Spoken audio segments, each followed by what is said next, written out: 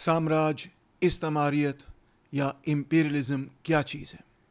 पिछले लेक्चर में मैंने आपको लेनिन का एक बहुत इम्पोर्टेंट कोट सुनाया, दोबारा सुन लीजिए।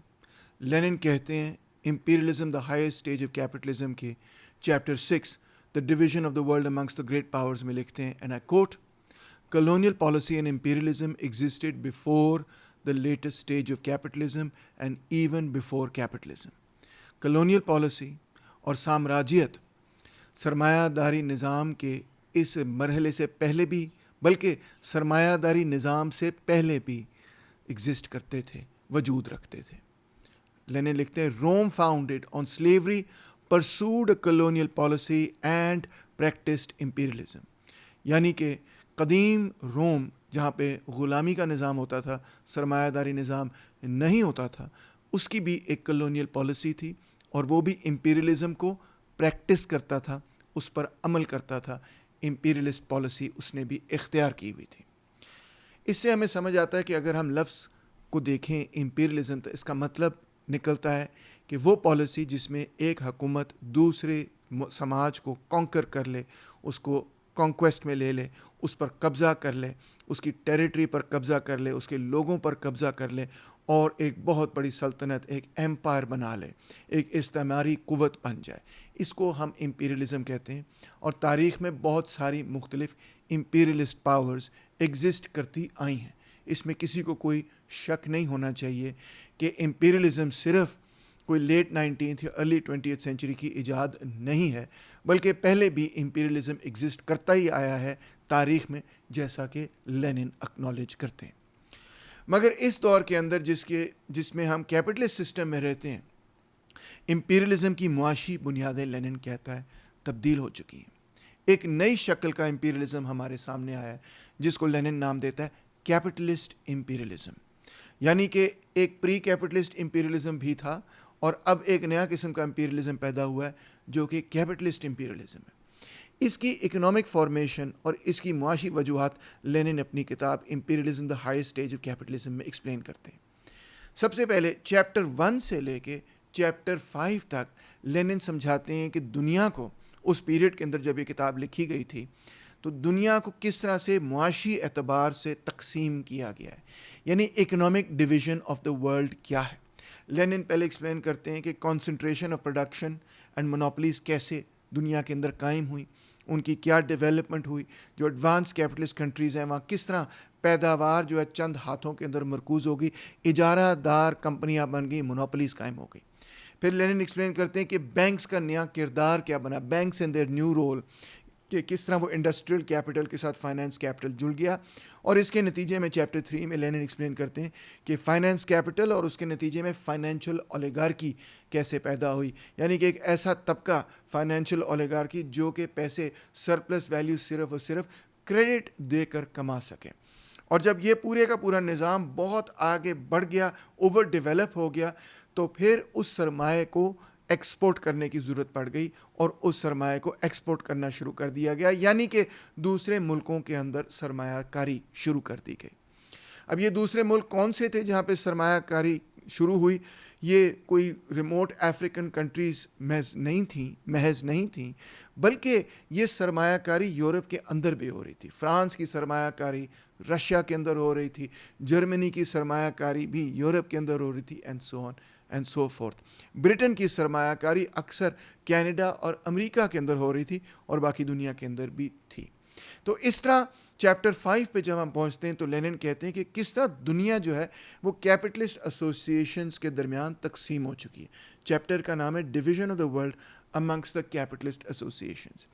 यानी कि अगर मैं पहले 5 चैप्टर्स को समराइज़ करूं तो लेनिन कहते हैं कि ये जो दुनिया के अंदर आलमी एतबार से मुआशी तकसीम है वो क्या है, किस तरह जायंट मोनोपोलीज़ ने, ट्रस्ट ने, सिंडिकेट्स ने और बैंकिंग ग्रुप्स ने दुनिया को आपस में तकसीम कर लिया, मुआशी एतबार से तकसीम कर लिया।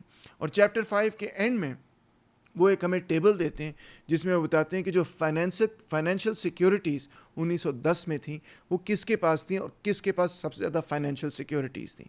फाइनेंशियल सिक्योरिटी से मतलब ये है कि उस किस्म के एसेट्स जिनको हम फाइनेंशियल एसेट्स कहते हैं, तमाम वो एसेट्स जिनको हम फाइनेंशियल एसेट्स समझ सकते हैं।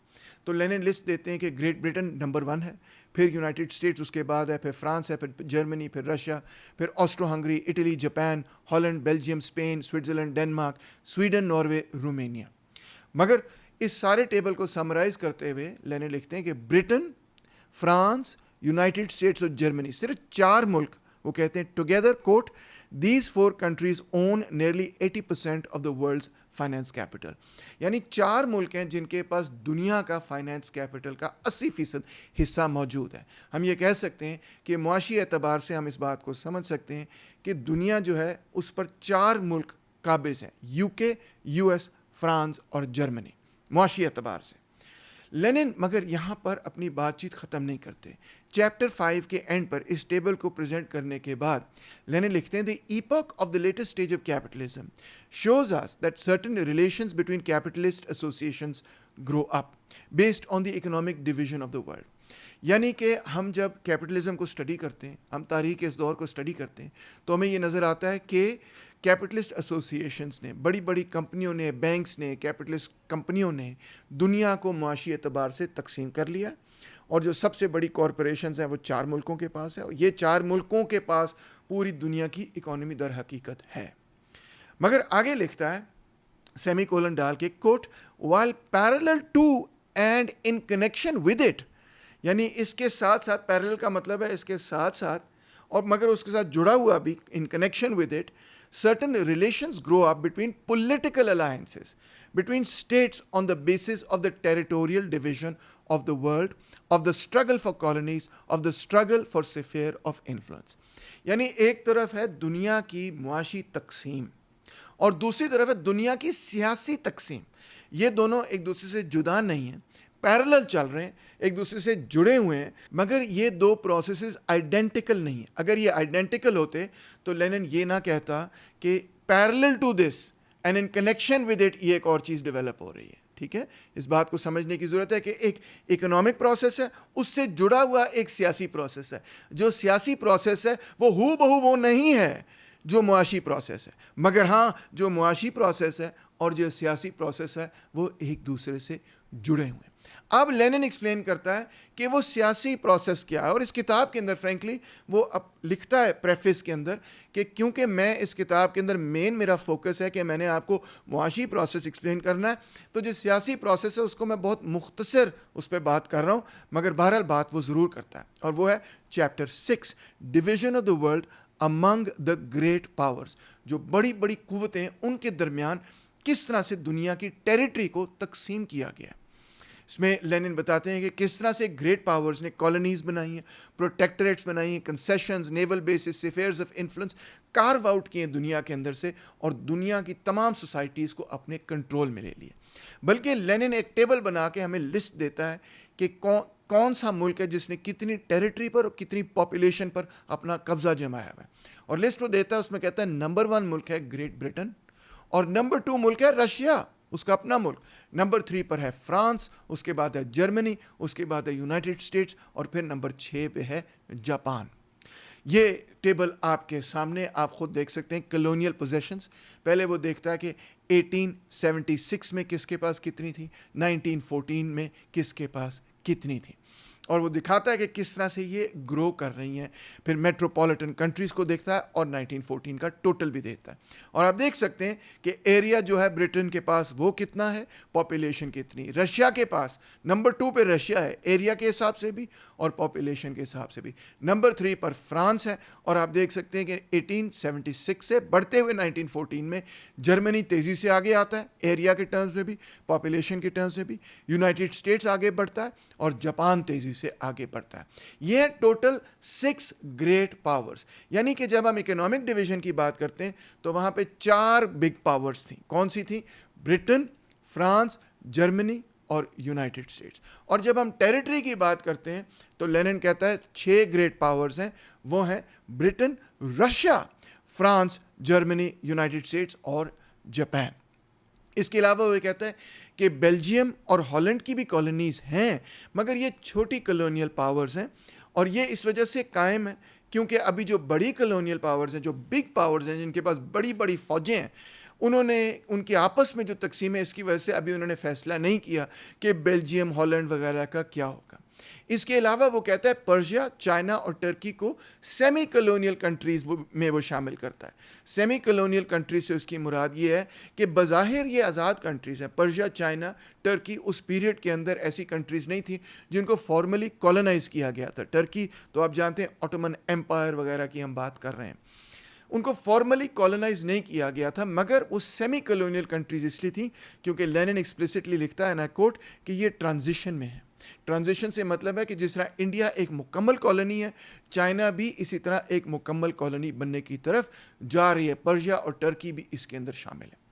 اب لینن لکھتا ہے چیپٹر کو کنکلوڈ کرتے ہوئے کہ کوٹ, amongst the 6 countries mentioned we see firstly young capitalist countries, مطلب ہے کہ 6 کنٹریز میں نے بتائی مگر وہ 3 مختلف کیٹیگریز میں ان کو ڈال سکتے ہیں. پہلی کیٹیگری کے اندر 3 مختلف کنٹریز ہیں جس کو وہ کہتا ہے ینگ کیپٹلسٹ کنٹریز. اس میں وہ گنتا ہے امریکہ کو, جرمنی کو اور جاپان کو. کیوں وہ ان کو ینگ کیپٹلسٹ کنٹریز کہتا ہے؟ اس وجہ سے کہ یہاں پہ کیپٹلزم بعد میں ڈیولپ ہوا ہے, بہت لیٹ ڈیولپ ہوا ہے, مطلب تاریخ میں یہ ابھی تھوڑی دیر پہلے ہی ڈیولپ ہوا ہے کیپٹلزم. تو کہتا ہے مگر ادھر کیپٹلزم لیٹ پیدا ہوا ہے مگر ان کی پروگریس بہت تیز ہے. کہتا ہے whose progress has been extraordinarily rapid. امریکہ, جرمنی اور جاپان تیزی سے اکنامکلی آگے بڑھ رہے ہیں. Secondly countries with an old capitalist development, وہ جہاں پہ سرمایہ داری نظام بہت پرانا ہے. اس میں ہے France and Britain, whose progress lately has been much slower than that of the previously mentioned countries. یعنی فرانس اور برٹن کی جو اب پروگریس ہے وہ اتنی تیز نہیں ہے. امریکہ, جرمنی اور جاپان تیزی سے فرانس اور گریٹ برٹن میں سے کیچ اپ کر رہے ہیں.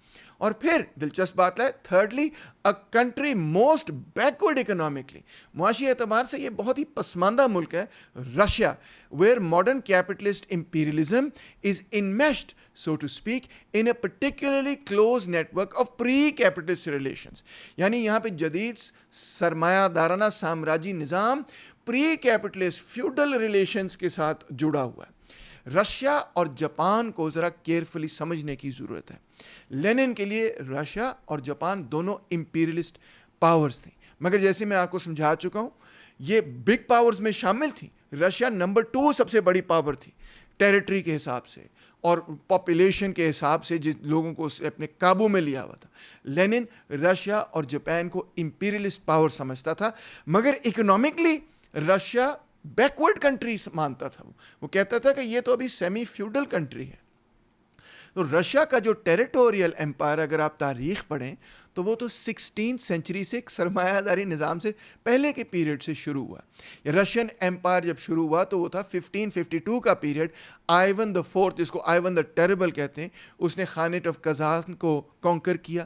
1556 میں خانیٹ آف استراخان کو کانکر کیا.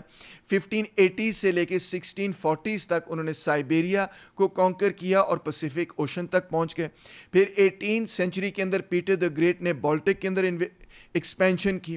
پھر انہوں نے پولینڈ کو اپنے قبضے میں لیا, اس کو کئی دفعہ پارٹیشن کیا 1772 میں, 1793 میں, 1795 میں. یہ سب کچھ تب ہو رہا ہے جب کیپٹلزم ڈیولپ ہی نہیں ہوا تھا. پھر 1783 میں انہوں نے, یعنی کہ رشیا میں ڈیولپ نہیں ہوا تھا, 1783 میں انہوں نے کرائمیا کو انیکس کر لیا اور پھر کوکسس میں ایکسپینڈ کر گئے. 19th سینچری جب کیپٹلزم ایکچولی ڈیولپ ہونا شروع ہوا رشیا میں, تو مزید انہوں نے Caucasus, Central Asia, Kazakhstan, Uzbekistan, Turkmenistan اور فار ایسٹ کو کانکر کرنا شروع کیا. اور یہی پیریڈ ہے کہ گریٹ گیم بھی شروع ہوئی. لینن انفیکٹ کہتا تھا اپنے ملک کے بارے میں that it is the prison of nations, کہ یہ جو امپیریل اسٹیٹ ہے اس نے بہت سارے اور اسٹیٹس کو اور لوگوں کو امپریزن کیا ہوا, جیل میں ڈالا ہوا ہے. اس میں پولینڈ کو وہ شامل کرتے تھے, فن لینڈ کو, یوکرین کو, کوکسس کو, سینٹرل ایشیا کو, سائبیرین لوگوں کو شامل کرتے تھے. لینن رشین امپیریلزم کے بارے میں جو لکھتا ہے وہ غور طلب ہے. میں کوٹ کرتا ہوں اس کی کتاب سے, اسی چیپٹر یعنی کہ چیپٹر 6 میں the division of the world amongst the great powers میں لکھتا ہے, quote, Russian imperialism is distinguished by the fact that in Russia the monopoly of modern finance capital is partly replaced by monopolist possession of immense territories. یعنی Russian imperialism کی جو خاص بات ہے دوسری امپیریلزم کے مقابلے میں وہ یہ ہے کہ یہاں پہ جو فائنینس کیپٹل کا کردار ہے اس کو پارٹلی ریپلیس کیا کس چیز نے, the monopolist position of immense territories. Russian imperialism کا فوکس رہا ہے ٹیریٹریز پہ, اور وہ فہرست آپ کے سامنے کہ کہاں کہاں انہوں نے کانکر کیا. اسی طرح جاپانیز امپیریلزم کو بھی ہم سمجھنے کی کوشش کرتے ہیں. جاپانیز امپیریلزم کی جو ایکسپینشن تھی وہ 1870s میں شروع ہو چکی تھی. 1874 میں انہوں نے سب سے پہلی امپیریل ایکسپیڈیشن کی تائیوان کے اندر, مگر اس وقت انہوں نے تائیوان کو انیکس نہیں کیا, اپنے ملک سے باہر جا کے فتح کیا تائیوان کو, مگر اس کو انیکس نہیں کیا. مگر پھر 1879 میں انہوں نے انیکسیشن آف دا رائیوکیو کنگڈم کیا, اور اس کو لوگ مانتے ہیں کہ یہ جاپان کی فرسٹ کولونیل ایکسپینشن تھی 1879 میں. غور کیجئے کہ جاپان کے اندر فائنانس کیپٹل سے پہلے ان کی یہ امپیریل ایکسپینشن, ٹیریٹوریل ایکسپینشن شروع ہو چکی تھی, جس طرح رشیا میں بھی ہے. 1895 میں انہوں نے اپنی فرسٹ اوورسیز کالونیز بنانی شروع کر دی. فرسٹ سائنو جاپانیز وار ہوئی, یعنی کہ انہوں نے چین پر حملہ کیا, تائیوان کو بھی ایکوائر کیا, اور اس پیریڈ سے ہم کہتے ہیں کہ جاپان نے اپنا کولونیل ایمپائر بنانا شروع کر دیا. Taiwan became Japan's first permanent overseas colony. Taiwan کو انہوں نے اپنی کالونی بنا لیا, اور 1905 میں انہوں نے کوریا کو بھی کانکر کر لیا اور اس کو اپنی کالونی بنا لیا. یہ روسو جاپانیز وار 1905 کی, اس کے بعد اور 1910 میں کوریا کو انہوں نے فارملی انیکس کر دیا. ہم کچھ ایسے ملکوں کی بھی مثال دیکھ سکتے ہیں کہ جہاں پہ فائنانس کیپٹل بہت ہائیلی ڈیولپڈ ہے مگر ٹیریٹوریل ایکوزیشن میں وہ بہت پیچھے ہیں. مثال دی جا سکتی ہے سوئٹزرلینڈ کی یا سویڈن کی. یہ دونوں ملک لینن کے زمانے میں بھی اور آج کے زمانے میں بھی فائنانس کیپٹل کے حوالے سے شاید دنیا میں سب سے ایڈوانس ملک ہیں. جی ہاں, خاص طور پہ کیونکہ یورپین یونین کی جو کیپٹلسٹ بینکنگ ہے وہ ان ملکوں کے ذریعے ہوتی ہے. مگر ٹیریٹوریل ایکوزیشن کے اعتبار سے اگر صرف ملکوں تک دیکھا جائے تو ان کے پاس کوئی کولونیل ایمپائرز نہیں ہیں, نہ ان کو ضرورت ہے, کیونکہ ڈویژن آف لیبر یہاں پر موجود ہے. لینن اس پر بھی بات کرتا ہے کہ مثال طور پہ پورچوگل کی اپنی کالونیز ہیں, مگر لینن کہتا ہے کہ گریٹ برٹن ایک طرح سے پورچوگل کو اپنی کالونی تو نہیں مگر پروٹیکٹوریٹ بنا چکا ہے تاکہ وہ اپنے کالونیل انٹرسٹ کا خیال رکھ سکے. تو اسی طرح سوئٹزرلینڈ اور سویڈن کے اپنے کالونیل ایمپائرز تو نہیں تھے, مگر جن لوگوں کے کالونیل ایمپائرز تھے خاص طور پہ برٹن, فرانس اور جرمنی, یہ ان کے بینکرز بن گئے. اس سے ہمیں سمجھ یہ آتی ہے کہ ایک ہے اکنامک پروسیس کہ جس کے اندر فائنانس کیپٹل ڈیولپ ہو رہا ہے اور دنیا جو ہے وہ فائنانس کیپٹل اپنے درمیان تقسیم کر رہی, اور ایک پولیٹیکل پروسیس چل رہا ہے اس کے پیرل, اس سے کنیکٹڈ مگر اس کے پیرلل چل رہا ہے. ٹھیک ہے, آئیڈینٹیکل نہیں ہے دونوں, جس میں رشیا اور جاپان آگے آگے ہیں. فائنانس کیپٹل کی ڈیولپمنٹ میں وہ پیچھے ہیں مگر ٹیریٹوریل ایکسپینشن میں وہ آگے آگے ہیں. انہوں نے ایک ٹیریٹوریل ایمپائر فائنانس کیپٹل کی ڈیولپمنٹ سے پہلے ہی بنانا شروع کر دیا, اور اس کے فائنانس کیپٹل کی ڈیولپمنٹ کے ساتھ وہ مزید اور تیز ہونا شروع ہو گیا. سمجھنے کی بات یہ ہے کہ دو پروسیسز چل رہے ہیں, ایک دوسرے سے جدا نہیں ہے, ڈیٹیچ نہیں, ایک دوسرے سے جڑے ہوئے. ایک پروسیس ہے مونوپولی فارمیشن کا اکنامکس کے اندر, اور ایک پروسیس ہے ٹیریٹوریل ایکوزیشن کا بائی دا بگ پاورز. یہ دونوں ایک دوسرے کے ساتھ لینن کہتا ہے جڑے ہوئے پروسیسز ہیں اور ثابت کرتا ہے. مگر یہ جو ٹیریٹوریل ایکوزیشن کا پروسیس ہے یہ کوئی سرمایہ داری نظام میں شروع نہیں ہوا, بلکہ یہ سرمایہ داری نظام سے پہلے سے ہی قائم تھا. روم میں بھی ہوتا تھا, رشیا بھی یہ کرتی تھی, کئی مختلف ایمپائرز بنے جنہیں ٹیریٹری اور لوگوں پر قبضہ کیا, اور اس کو امپیریلزم کا لفظ بولا جاتا ہے. اب جو جدید امپیریلزم کی شکل نکلی وہ کیا تھی کہ جب جدید سرمایہ داری نظام اپنی اجارہ دار شکل تک پہنچا, یعنی مونوپولی کیپٹلزم ڈیولپ ہوا, تو اس نے یہ ٹیریٹوریل ایکوزیشن کے پروسیس کو اور پاپولیشن کے پر قبضے کے پروسیس کو ایکسیلریٹ کیا, تیز کیا. اس کی اکنامک فاؤنڈیشن, اس کی ایک نئی اکنامک فاؤنڈیشن پیدا کر دی, یعنی فائنانس مونوپولی کیپٹلزم, اس کی نئی اکنامک فاؤنڈیشن قائم ہو گئی. اب لینن خصوصی طور پہ کاؤٹسکی کے خلاف لکھ رہا تھا اس مضمون کے اندر، اور صرف کاؤٹسکی کے خلاف نہیں، ان تمام مارکسسٹوں کے بھی خلاف اور ان تمام تھنکرز کے خلاف جو اس پولیٹیکل پروسیس کو اور اس اکنامک پروسیس کو ایک دوسرے سے ڈٹیچ کرتے تھے، علیحدہ کرتے تھے. یہ بات لینن صاف صاف اپنے کنکلوژن میں لکھتا ہے، جہاں وہ کہتا ہے quote Kautsky detaches the politics of imperialism. Politics of imperialism کیا ہے؟ اس کا وہ ٹیریٹوریل ایکوزیشن کی پالیسی کہ ہم نے دوسرے ملکوں کو جا کے فتح کرنا ہے، from its economics. Speaks of annexations as being a policy, quote, preferred by finance capital, and opposes it to another bourgeois policy which he alleges is possible on this very same basis of finance capital. سمجھ آئیے آپ کو؟ یعنی کہ کاؤٹسکی یہ کہہ رہا ہے کہ امپیریلزم ایک پالیسی ہے، اس پہ تو کسی کو اختلاف نہیں ہے، مگر اختلاف اس چیز پہ ہے کہ کاؤٹسکی اس امپیریلسٹ پالیسی کو اس معاشی ڈھانچے سے جو اس پالیسی کو پیدا کرتا ہے، لینن لکھتا ہے ڈیٹیچ کر دیتا ہے. کہتا ہے کہ ہاں یہ ایک پالیسی ہے، یہ ایک امپیریلسٹ پالیسی ہے، مگر اس کا معاشی بنیاد سے کوئی لینا دینا نہیں ہے.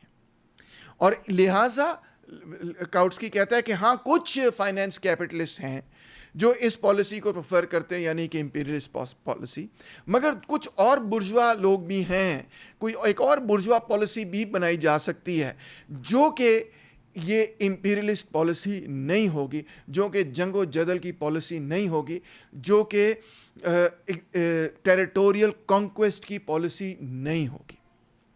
لینن لکھتا ہے quote it follows then that monopolies in the economy are compatible with non-monopolistic, non-violent, non-annexionist methods in politics. یعنی کاؤٹسکی یہ ثابت کرنے کی کوشش کر رہا ہے کہ منوپلی ہے، کاؤٹسکی مانتا ہے، فائنینس کیپٹل ڈومینیٹ کرتا ہے، کاؤٹسکی مانتا ہے، منوپلی اسٹیج آف کیپٹلزم آ گیا ہے، کاؤٹسکی مانتا ہے، کوئی بھی ڈینائی نہیں اس کو کر سکتا کیونکہ اکنامک ڈیٹا سارا ہمارے سامنے. مگر کاؤٹسکی یہ کہہ رہا ہے کہ ہاں یہ منوپلیز اکانومی کے اندر قائم ہیں، قائم رہیں گی، مگر کوئی ایسی اکنامک پالیسی انہی ملکوں کی بن جائے گی جو کہ نان وائلنٹ ہوگی اور نان انیکسنیشنسٹ ہوگی. انیکسیشن کرنے کا مطلب ہے دوسرے ملکوں پر قابو کر لینا، دوسرے لوگوں کو انیکس کر لینا، اپنی اینکسی بنا لینا. تو کاؤٹسکی یہ کہہ رہا ہے کیونکہ وہ اکنامکس اور پالیٹکس کو ایک دوسرے سے ڈیٹیچ کر کے یہ ایک آرگیومنٹ کر رہا ہے کہ ایک مونوپلسٹک کیپٹلزم ایک نان انیکسیشنسٹ میتھڈ ان پالیٹکس یا پولیٹیکل پالیسی بنا سکتا ہے. لینن اس چیز کے خلاف آرگیو کر رہا ہے، کہتا ہے کاؤٹسکی کے بارے میں it follows then that the territorial division of the world which was completed during this very epoch of finance capital and which constitutes the basis of the present peculiar forms of rivalry between the biggest capitalist state is compatible with a non-imperialist policy. اس جملے کو سمجھنے کی ضرورت ہے کہ ہم نے دیکھا ہے کہ جو territorial division of the world ہوا ہے اس پیریڈ کے اندر، جو کہ جس کے نتیجے میں ایک مخصوص قسم کی لڑائی سب سے بڑے کیپٹلسٹ اسٹیٹس کے اندر قائم ہو گئی ہے، یہ سارے کا سارا معاشی ڈھانچہ ایک کمپیٹیبل ہے ایک نان امپیریلسٹ پالیسی کے ساتھ. یعنی کہ یہ سارے کا سارا فائنینس کیپٹل، مونوپلی کیپٹلزم جو ہے، ضروری نہیں کہ یہ ایک امپیریلسٹ پالیسی پیدا کرے. لینن کہتا ہے یار پاگل ہو گئے، کیسے ہو سکتا ہے کہ ایک مونوپلی فائنینس کیپٹل کا سسٹم ایک نان امپیریلسٹ پالیسی پیدا کرے؟ یہ ناممکن بات ہے. لینن کہتا ہے یہ جو سیاست اور معیشت کو ایک دوسرے سے جدا کرنے والا عمل ہے جو کاؤٹسکی نے کیا ہے، یہ جو ایلوژن کاؤٹسکی نے پیدا کی ہے کہ ایک finance capital monopoly capital stage کے اندر ایک ایسی پولیٹیکل پالیسی بنے گی جو کہ نان امپیریلسٹ ہوگی، اس کے حوالے سے لینن کہتا ہے کوٹ the result is a slurring over and a blunting of the most profound contradictions of the latest stage of capitalism. Instead of an exposure of their depth, the result is bourgeois reformism instead of Marxism. اس کی وجہ سے bourgeois reformism پیدا ہوا ہے. یعنی کہ کاؤٹسکی کی جو سب سے بڑی مسٹیک ہے وہ یہ ہے کہ وہ اس بات کو ریکگنائز نہیں کرتا کہ جس چیز کو ہم امپیریلسٹ پالیسی کہتے ہیں، انیکسیشنسٹ پالیسی کہتے ہیں، کلونیل پالیسی کہتے ہیں، جو کہ صرف آج کے زمانے میں نہیں، پرانے زمانے میں بھی ایگزسٹ کرتی تھی، روم کے زمانے میں بھی ایگزسٹ کرتی تھی، اور اب ہم دیکھ رہے ہیں کہ جدید سرمایہ داری ریاستیں بھی اسی پالیسی کو اختیار کر رہی ہیں۔ یہ پالیسی کہاں سے جنم لیتی ہے؟ لینن کہتا ہے کہ مونوپلی سٹیج آف کیپٹلزم سے، فائنینس کیپٹل کی ضروریات سے یہ پالیسی جنم لیتی ہے۔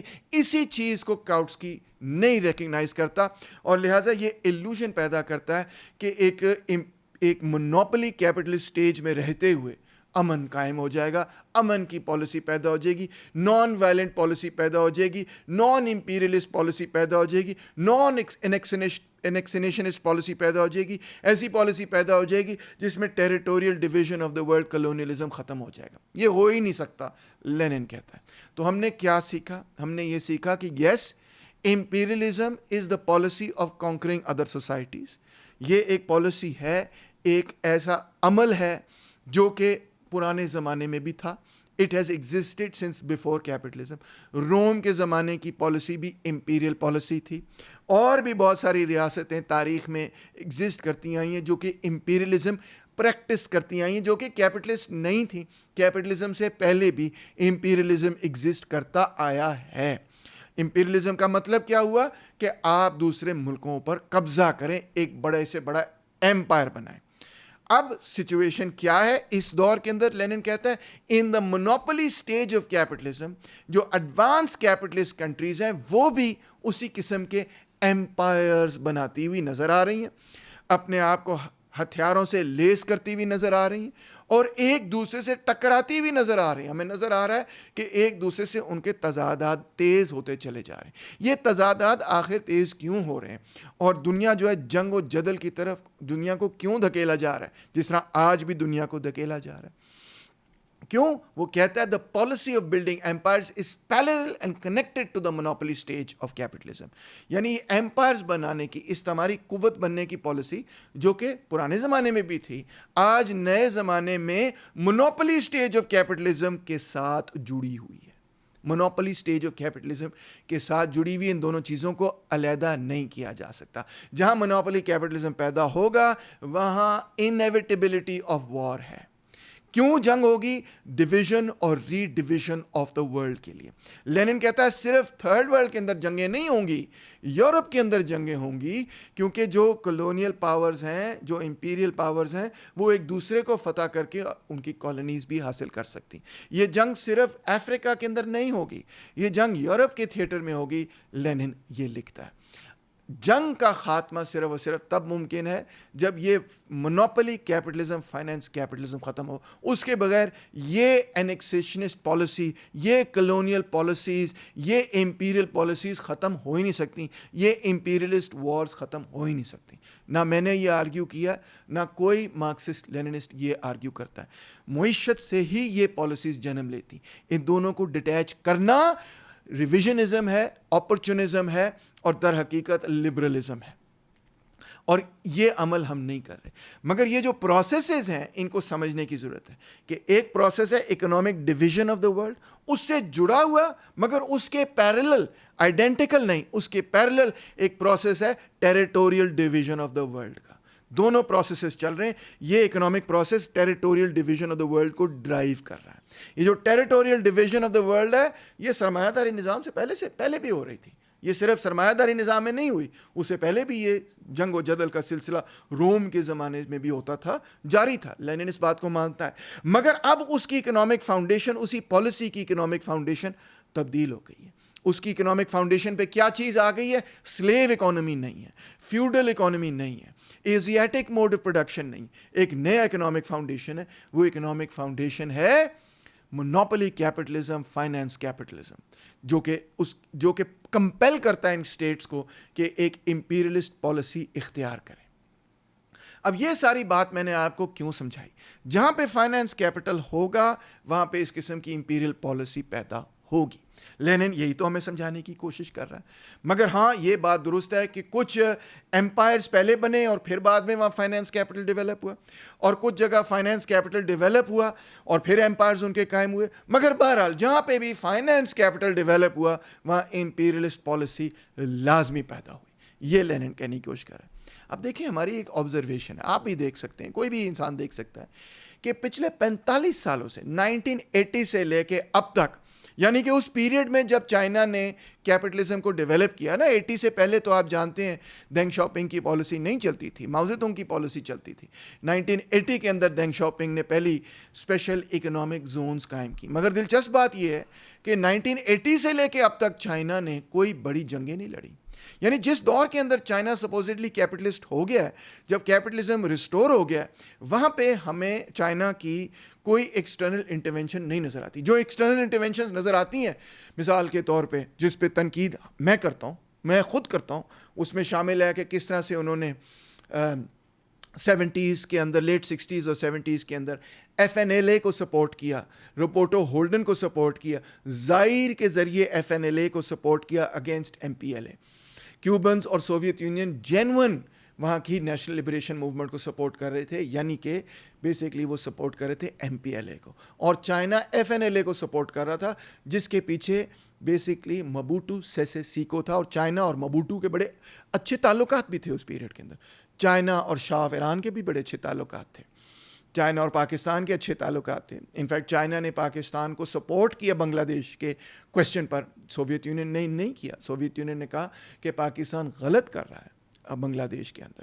چائنا نے اسی پیریڈ کے اندر آپ جانتے ہوں گے جب ساؤ ریولوشن ہوا تو ارلی پیریڈ آف دا ساؤ ریولوشن میں چائنا نے یہ بھی کہا کہ ہم مجاہدین کو سپورٹ کریں گے. یس, ریئیکشنری ترین قوتوں کو چائنا نے سپورٹ کیا. مگر یہ سب کچھ اور بھی دیکھ لیں, چائنا نے پول پاٹ کو سپورٹ کیا. 79 میں چائنا نے اٹیک کیا ویتنام کو, ایک فیلو سوشلسٹ کنٹری کو, ٹھیک ہے. یہ سب وہ چیزیں کی چائنا نے. مگر یہ سب چیزیں خاص طور پہ 70s کی چیزیں انہوں نے پینوشے کو ریکگنائز کیا جب آئندے کی گورنمنٹ اوور تھرو ہوئی تھی. یہ کوئی پروگریسو بات تھی؟ بالکل پروگریسو بات نہیں تھی. یہ سب چیزیں چائنا اس وقت کر رہا تھا جب چائنا کنونس تھا, چائنیز کمیونسٹ پارٹی کنونس تھی کہ سوویت یونین دنیا میں سب سے بڑا خطرہ ہے. چائنا نے برملا یہ کہنا شروع کر دیا کہ سوویت یونین نہ صرف ایک سرخ سامراجی ملک ہے بلکہ ایک سوشل فیشسٹ کنٹری ہے, بلکہ یہ بھی کہنا شروع کر دیا کیونکہ یہ رائزنگ امپیریل پاور ہے اور امریکہ جو ہے وہ ایک ڈکلائننگ امپیریل پاور ہے, تو سب سے بڑا خطرہ سوویت یونین ہے, امریکہ نہیں ہے. اور اس لیے انہوں نے بہت ساری ایسی قوتوں سے اپنے آپ کو جوڑا جو کہ پرو امریکن اور اینٹی سوویٹ تھیں. یہ سب کچھ انہوں نے اس دور کے اندر کیا جو کلچرل ریولوشن کا الٹرا لیفٹسٹ دور تھا. یس, یہ سب کچھ اس دور کے اندر کیا جب یہ نہیں کہا جا سکتا کہ چائنا کے اندر پرو کیپٹلسٹ ریفارمز ہوئے تھے, کہ چائنا کے اندر فائنینشیل اولیگارکی, سمجھنے کی کوشش کر رہے ہیں آپ, چائنا کے اندر ابھی فائنینشیل اولیگارکی 1973 میں تو نہیں تھی نا. کوئی بھی یہ نہیں کہتا کہ 73 کے اندر چائنا میں کیپٹلزم ریسٹور ہو گیا تھا. کوئی بھی یہ نہیں کہتا کہ 68 کے اندر چائنا کے اندر کیپٹلزم ریسٹور ہو گیا تھا جب وہ روبرٹو ہولڈن کو سپورٹ کر رہے تھے. تو this was an ultra leftist phase جس کے اندر چائنا نے ایسی ریئیکشنری قوتوں کو سپورٹ کیا صرف اور صرف اس نقطہ نظر سے کہ سوویت یونین جو ہے وہ سب سے بڑا خطرہ ہے, وہ سر سامراجی ملک ہے. اب دیکھیں 80 کے اندر چائنا میں سب سے پہلے صرف اسپیشل اکنامک زونز کے اندر ریسٹور ہونا شروع ہوا کیپٹلزم, ٹھیک ہے. یس, یہ کیپٹلزم کی ریسٹوریشن تھی, اور مطلب ایک سیکٹر کے اندر ریسٹوریشن تھی, اور آہستہ آہستہ وہ بڑھتا چلا گیا. اسپیشل اکنامک زونز انہوں نے بڑھانی شروع کر دی. پھر اس کے بعد ایک پیریڈ ایسا آیا کہ اسپیشل اکنامک زونز کی جو اکنامک ایکٹیویٹی تھی وہ اسپیشل اکنامک زونز تک محدود نہیں رہی بلکہ شہروں کے اندر بھی پھیلنی شروع ہوئی. اس میں چائنا نے بہت ساری دلچسپ قسم کی چیزیں کی کہ کس طرح ہم ٹیکنالوجی کو ریورس انجینئر کریں گے, یہ کریں گے, وہ کریں گے, فلانا کریں گے. کسی اور لیکچر میں کور کروں گا. مگر دلچسپ بات کیا ہے وہ یہ ہے کہ اس پیریڈ کے اندر چائنا نے یہ فیصلہ کیا کہ ہم دوسرے ملکوں میں جا کے ان کی کنٹریز کے اندر انٹرفیئر کرنے کی پالیسی کو ختم کر رہے ہیں. ہم کریں گے نہیں, ہم صرف اور صرف ایکسکلوسیولی فوکس کریں گے کہ ہم نے اپنے ملک کو ڈیولپ کرنا ہے. یہ اب چائنا ایمرج کر رہا ہے اس پیریڈ سے کہ جب وہ یہ کہتا تھا کہ انٹرنیشنل پالیٹکس میں ہمیں تو اس سے کوئی غرض ہی کوئی نہیں, اس میں کوئی دلچسپی نہیں لیتا تھا. جو بھی امریکہ کہہ دے تقریباً وہی چائنا کہتا تھا یس نو پرابلم, ٹھیک ہے, ہم بھی مان لیتے ہیں کہ اگر آپ DPRK کو جو ہے وہ کہتے ہیں کہ جی وہ ایٹامک بامز نہ بنائیں تو ہم اس پہ بھی آپ کے ساتھ ہیں, وہ نیوکلیئر ٹیسٹنگ نہ کریں ہم اس کے بھی آپ کے ساتھ ہیں. China is only now waking up, یہ ایک حقیقت ہے. کیوں؟ Why is China waking up? کیونکہ دنیا کیا دیکھ رہی ہے سوویت یونین کی انہدام کے بعد کہ جو ٹریڈیشنل امپیریل پاورز تھیں، امریکہ اس کے اندر شامل ہے، برٹن اس کے اندر شامل ہے، فرانس اس کے اندر شامل ہے، وہ پچھلے 25 سالوں کے اندر اتنی اگریسو ہو گئی کہ جس کی حد حساب کوئی نہیں، بہت زیادہ اگریسو ہو گئی. ہم نے دیکھا، سب دیکھ رہے ہیں، دنیا دیکھ رہی کہ امریکہ اور اسرائیل نے ایک بالکل دنیا کی آنکھوں کے سامنے ایک جینوسائیڈ کیا. اس وقت عالمی اعتبار سے ورلڈ پیس خطرہ ہے، اگر کسی کو مڈل ایسٹ میں اگر خطرہ ہے تو اسرائیل کی وجہ سے خطرہ ہے. عالمی اعتبار سے خطرہ ہے اگر دنیا کو تھرڈ ورلڈ وار کا، تو کون اس کو ڈرائیو کر رہا ہے؟ کون اس پروسیس کو ڈرائیو کر رہا ہے؟ آپ کے سامنے کہ امریکہ اس پروسیس کو ڈرائیو کر رہا ہے. امریکہ جو ہے جینوسائیڈ کو سپورٹ کر رہا ہے، ریجیم چینج آپریشن سپورٹ کر رہا ہے، wars of aggression and conquest and annexation کو سپورٹ کر رہا ہے، گورنمنٹس کو اوور تھرو کر دیتا ہے، اکنامکلی سٹارو کر رہا ہے گورنمنٹس کو. کیوبا کو سٹارو کر لو. دوسری، گورنمنٹس کے ہیڈ آف سٹیٹس کو چکوا لیتا ہے، کڈنیپ کر لیتا ہے، کہتا ہے ہم نے گرین لینڈ کو اینیکس کرنا ہے. یہ ایک صاف صاف کلونیل اور امپیریل پالیسی ہے. اسی پیریڈ کے اندر جب ہم دیکھتے ہیں تو چائنا ایک اگریسو کنٹری کے طور پہ سامنے نہیں آتی. 80s سے آگے دیکھیں آپ، چائنا ایک اگریسو کنٹری کے طور پر سامنے نہیں آتی. کوئی بھی بڑی جنگ چائنا نے پچھلے 45 سال میں نہیں کی. کسی بھی دوسرے ملک پر قبضہ کرنے کی کوشش پچھلے 45 سال میں چائنا نے نہیں کی. یہ حقیقت ہے. اور جو پچھلی چیزیں بھی انہوں نے کی افغانستان کے اندر جو، اور روبوٹو ہولڈن کو سپورٹ کرنا، زائر کو سپورٹ کرنا اینڈ سو آن، میں جیسے کہہ رہا ہوں اس میں بھی یہ نہیں ثابت کیا جا سکتا کہ وہ ان پوری کنٹریز کو ٹیک اوور کرنا چاہتے تھے یا انہوں نے کیا. انہوں نے یہ نیگیٹو چیزیں کی بیسکلی سوویت یونین کو یہ تصور کرتے ہوئے کہ یہ ایک سامراجی ملک ہے، جو بھی اس کے خلاف کھڑا ہو جائے ہم اس کو سپورٹ کریں گے. غلط اپورچونسٹ الٹرا لیفٹ پالیسی تھی. اب دیکھیں کیا معاملہ ہے. معاملہ آج کا یہ ہے کہ ایک امپیریلسٹ وار چائنا پر امپوز کرنے کی تیاری ہو رہی ہے. نیٹو اپنی ملٹری سپینڈنگ بڑھا رہا ہے کہ ہم نے رشیا اور چائنا کو توڑنا ہے، اور تیزی سے بڑھا رہا ہے، اور برملا یہ کہہ رہا ہے کہ ہمارا مین دشمن جو ہے وہ رشیا اور چائنا ہے. کون امپوز کر رہا ہے جنگ دنیا کے اوپر؟ کیا چائنا دنیا کے اوپر جنگ امپوز کر رہا ہے؟ کوئی بھی بندہ کہے گا نہیں. کیا چائنا کے اوپر ایک عالمی جنگ امپوز کی جا رہی؟ دی آنسر از یس. کون امپوز کرنا چاہ رہا ہے؟ یو ایس فائنینس کیپٹل، جو کہ چین کو ڈومینیٹ کرنا چاہتا ہے، اس کی مارکیٹ کو ڈومینیٹ کرنا چاہتا ہے، اس کی الیکٹرانک وہیکلز کی کیپیسٹی، اس کی بیٹریاں بنانے کی کیپیسٹی، اس کی اے آئی کی کیپیسٹی، ان سب چیزوں سے امریکہ کی گلوبل ہیجیمنی چیلنج ہوتی ہے، اور وہ اپنی گلوبل ہیجیمنی کو قائم رکھنے کے لیے اپنی ملٹری کو استعمال کرنا چاہتے ہیں. دنیا کے سامنے کلیئر ہے کہ امپیریلسٹ جو ہے وہ چائنا کے اوپر اگریشن کرنے کے لیے تیار ہو رہے ہیں. چائنا امریکہ پہ اگریشن کرنے کے لیے تیار نہیں ہو رہا. چائنا کسی دوسرے ملک پر اگریشن کرنے کے لیے تیار نہیں ہو رہا، بلکہ چائنا اگر تیار ہو رہا ہے تو صرف اس چیز کے لیے تیار ہو رہا ہے کہ ہم پر اگریشن ہونے جا رہی ہے. اور یہ چیز دنیا کے سامنے ہے کہ جو امپیریلسٹ پاورز ہیں، نمبر ایک وہ چائنا کو اپنے الائے سے کاٹ رہے ہیں. مطلب ہے وینیزویلا چین کا الائے ہے، ٹھیک ہے اس کے صدر کو اٹھا لو. ایران اگر چین کا الائے ہے تو ٹھیک ہے اس کو تباہ و برباد کر دو، and so on so forth. اچھا، چائنا کے پاس اگر ریئر ارتھ منرلز ہیں تو گرین لینڈ کو ٹیک اوور کر لو تاکہ ہم چائنا سے مقابلہ کر سکیں. ہر چیز کے پیچھے چائنا چائنا چائنا ان کے لیے ایک فوبیا ہے. اور اس فوبیا کو جسٹیفائی کرنے کے لیے new York Times, Washington post, جو کہ کبھی یہ نہیں کہتے کہ سرکار امریکہ کی پالیسی ایران کے حوالے سے ایک امپیریلسٹ پالیسی، جو کبھی اپنے اداریے میں یہ نہیں لکھتے کہ امریکہ کی پالیسی پورے لیٹن امریکہ پہ ایک امپیریلسٹ پالیسی رہی، جو کبھی یہ نہیں کہتے کہ پورے ایسٹ ایشیا کے اندر امریکہ کی پالیسی فلپینز وغیرہ اس کی ایک کالونی کی طرح ہے اور ایک امپیریل پالیسی ہے. واشنگٹن پوسٹ تو کبھی یہ نہیں لکھتا، مگر یہ وہ ضرور روز لکھتے ہیں کہ چائنا ایک امپیریلسٹ قوت ہے. وہ دنیا کو یہ کنونس کرنا چاہتے ہیں کہ چائنا اگریسر ہے، ہم تو دنیا کو ڈیفینڈ کر رہے ہیں، اس کے فریڈم کو، ڈیموکریسی کو ڈیفینڈ کر رہے ہیں. ایٹ دا سیم ٹائم پورا کیمپین آپ کی نظروں کے سامنے ویسٹرن میڈیا میں جاری ہے کہ کسی طرح چین کی کمیونسٹ پارٹی کو اوور تھرو کر دیا جائے، چائنا کے اندر رجیم چینج انٹروڈیوس کر دیا جائے. اس پارٹی کے خلاف باقاعدہ روزانہ پروپیگنڈا ہوتا ہے کہ جناب یہ تو فلاں ہیں، یہ تو ڈھمکانے، یہ تو ایسے ہیں، تو ویسے ہیں، تو یہ تو ختم ہو جانے چاہیے، اتھارٹیرین ہے، فلاں ڈھمکان، جو مرضی وہ بولتے جاتے ہیں. ایک بات میری آپ ذہن نشین کر لیں، آپ لکھ لیں اس بات کو. اگر یہ ویسٹرن کنٹریز کامیاب ہو گئی چین کے خلاف، تو چائنا کے جتنے گینز ہیں 1949 سے لے کے آج تک، وہ تمام کے تمام تباہ و برباد ہو جائیں گے. چائنا کا بھی وہی حشر نشر ہوگا جو 19 سینچری میں ہوا کرتا تھا، یعنی کہ جب ان کو ایک سینچری آف ہیومیلیشن اٹھانی پڑی. ان کی پوری اکانومی کو یہ ٹیک اوور کر لیں گے. چائنا کے ساتھ یہ لوگ وہی کرنا چاہتے ہیں جو یہ پہلے سوویت یونین کے ساتھ کر چکے ہیں، کس طرح ان کی سوویت یونین کی معیشت انہوں نے تباہ و برباد کر کے رکھی. ایبسولوٹلی اس کنٹری کو ریپ کیا، میں کہتا ہوں، with their structural adjustment policies and shock therapy. یہی کچھ وہ چین کے ساتھ کرنا چاہتے ہیں.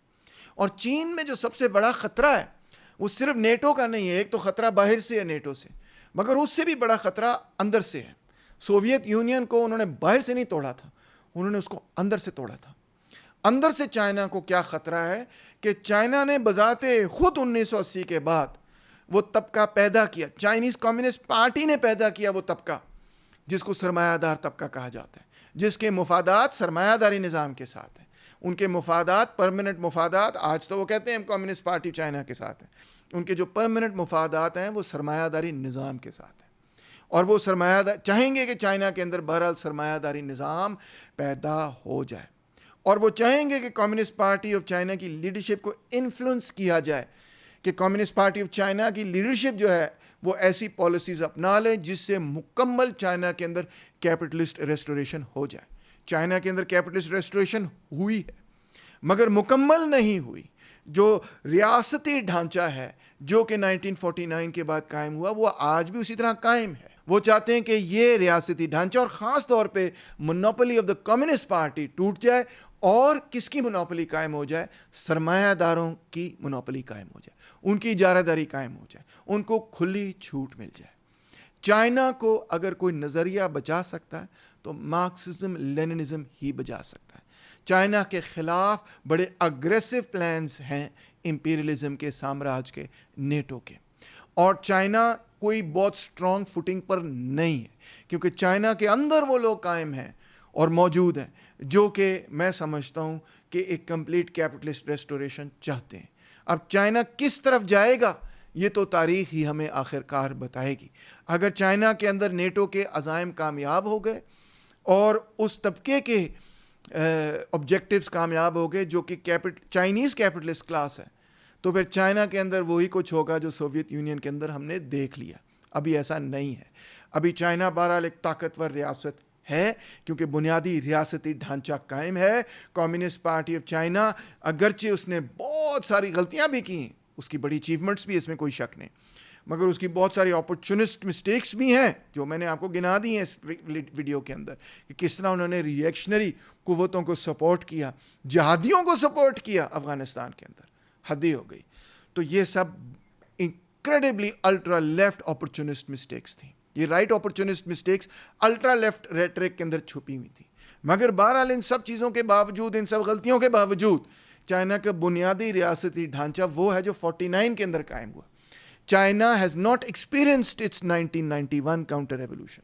جس طرح 1991 کے اندر ایک برملا اور کلیئر کٹ سوویت یونین کے اندر کاؤنٹر ریولوشن ہوا، چائنا کے اندر ابھی 1991 جیسی چیز نہیں ہوئی. اسی لیے وہ ابھی بھی ترقی کر رہے ہیں. اور جو ویسٹرن کنٹریز ہیں وہ یہی چاہتی ہیں کہ چائنا کے اندر ایسا ہم اکنامک پریشر بنائیں، دنیا کے اندر ایسی اگریسو پوسچرنگ کریں نیٹو سے، اور اکنامکلی ان کو ایسا سکویز کریں کہ چائنا کے اندر بھی وہ چیز ہو جو 1991 کے اندر سوویت یونین کے اندر ہوئی تھی. اس چیز کو سمجھنے کی ضرورت ہے، اس پالیٹکس کو سمجھنے کی ضرورت ہے، بجائے اس کے کہ ہم بھی اس طرح چائنا کی طرح الٹرا لیفٹسٹ ہو جائیں. جس طرح چائنا کسی زمانے میں الٹرا لیفٹسٹ ہوتا تھا, ہم بھی الٹرا لیفٹسٹ ہو جائیں اور کہیں کہ یہ بھی ایک امپیریلسٹ پاور ہے, وہ بھی ایک امپیریلسٹ پاور ہے, سب کا سب جو ہے بکواس ہے, اور ہم ہی سب جو ہے نا صرف اور صرف ہم ہی سچے اور کھرے اور اچھے کمیونسٹ ہیں. آپ سچے اور اچھے کمیونسٹ ہوں گے, مگر دنیا کے اندر جو تضادات ہیں ان کی نوعیت کو باریکی سے سمجھے بغیر ہم بائیں بازو کے لوگ کامیاب نہیں ہو پائیں گے, سرمایہ داری نظام کو شکست دینے میں کامیاب نہیں ہوں گے. بہت شکریہ.